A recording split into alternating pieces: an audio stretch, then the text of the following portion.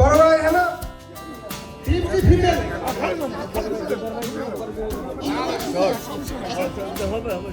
ভাই আমরা জিতবো কারণ হ্যালো সবাই একটু মাঠে পাইলে আপনারা মাঠে টিম জি এবং টিম এইচ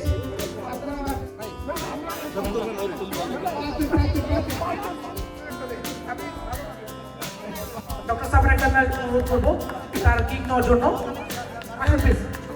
যখন বাসিতে ফুলবে তখন আপনি শর্ট করবেন।